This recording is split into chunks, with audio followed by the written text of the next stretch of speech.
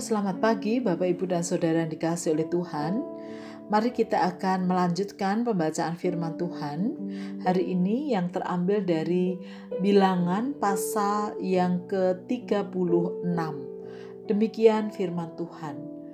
Mendekatlah kepala-kepala puak dari kaum Bani Gilead bin Mahir bin Manasye, salah satu dari kaum-kaum keturunan Yusuf, dan berbicara di depan Musa dan pemimpin-pemimpin, kepala-kepala suku orang Israel. Kata mereka, Tuhan telah memerintahkan tuanku untuk memberikan tanah itu kepada orang Israel sebagai milik pusaka dengan membuang undi. Dan oleh Tuhan telah diperintahkan kepada tuanku untuk memberikan milik pusaka Selafehad, saudara kami, kepada anak-anaknya yang perempuan. Tetapi seandainya mereka kawin dengan salah seorang anak laki-laki dari suku lain di antara orang Israel, maka milik pusaka mereka perempuan itu akan dikurangkan dari milik pusaka bapak-bapak kami dan akan ditambahkan kepada milik pusaka suku yang akan dimasukinya. Jadi akan dikurangkan dari milik pusaka yang diundikan kepada kami.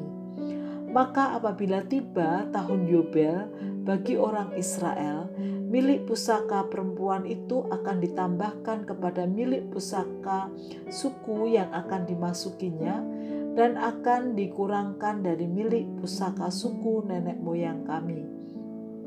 Lalu Musa memerintahkan kepada orang Israel sesuai dengan titah Tuhan. Perkataan suku keturunan Yusuf itu benar. Inilah firman yang diperintahkan Tuhan mengenai anak-anak perempuan Selafehad, bunyinya, mereka boleh kawin dengan siapa saja yang suka kepada mereka, asal mereka kawin di lingkungan salah satu kaum dari suku ayah mereka.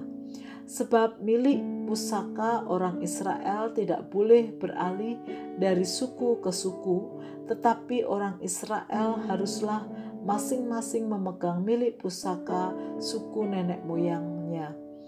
Jadi setiap anak perempuan di antara suku-suku orang Israel yang telah mewarisi milik pusaka haruslah kawin dengan seorang dari salah satu kaum yang termasuk suku ayahnya, supaya setiap orang Israel mewarisi milik pusaka nenek moyangnya.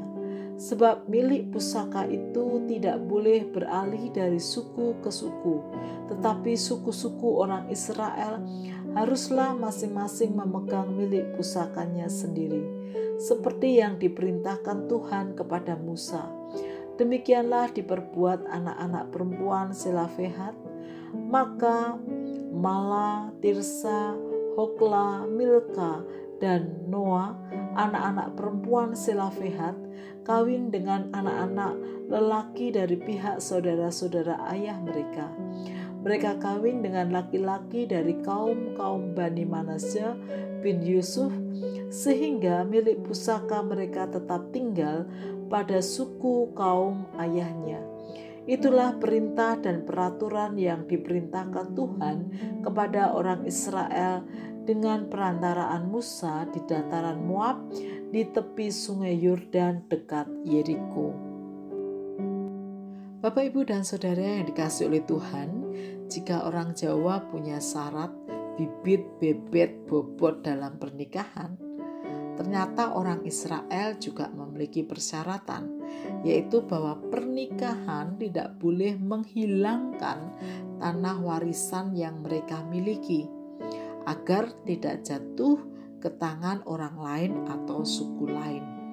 Ya, setiap budaya atau tradisi dalam masyarakat memiliki cara yang berbeda-beda dalam memandang pernikahan atau pembentukan keluarga.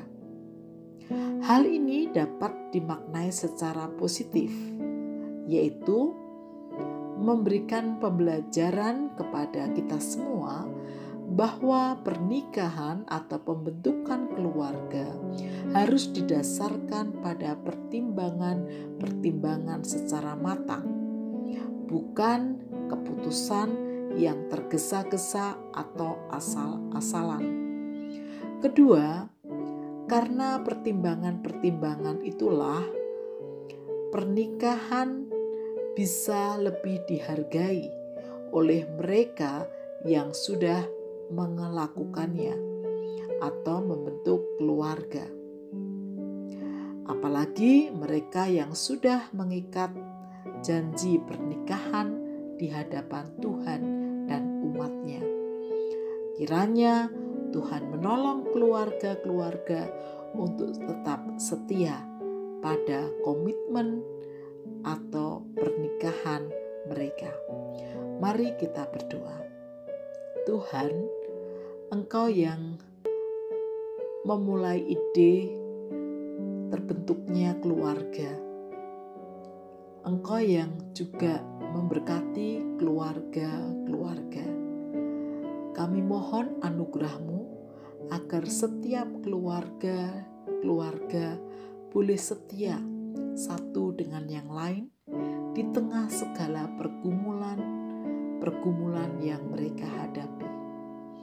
Karena sejatinya keputusan awal mereka membangun kehidupan keluarga didasarkan pada banyak sekali pertimbangan-pertimbangan yang dilakukan, bahkan tuntunan dan berkat Tuhan. Di dalam nama Tuhan Yesus kami berdoa.